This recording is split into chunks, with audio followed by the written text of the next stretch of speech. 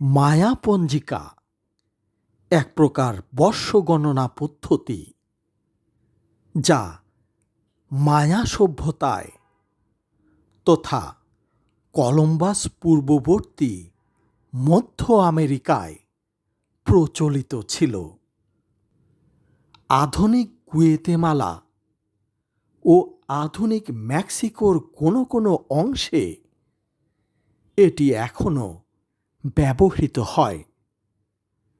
সে সময়কার মানুষের গড় আয়ুর সঙ্গে সঙ্গতি রেখে মায়া জনগোষ্ঠী 52 বছরের বা 18,980 দিনের পঞ্জিকা চক্র ব্যবহার করত।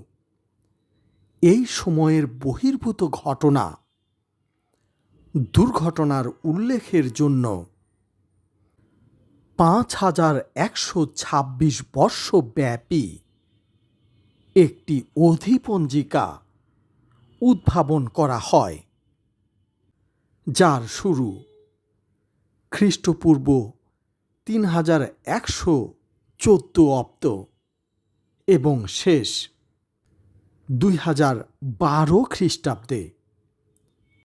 এই অধিপঞ্জিকাটি মায়া পঞ্জিকা হিসেবে উল্লেখিত।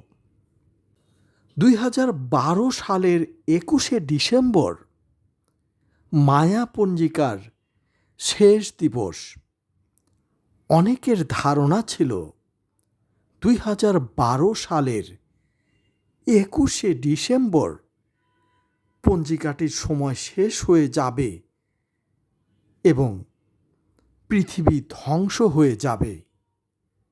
কারো কারো ধারণা এই দিন ঘটনাচক্রে পৃথিবীতে নতুন জামানার পত্তন হবে।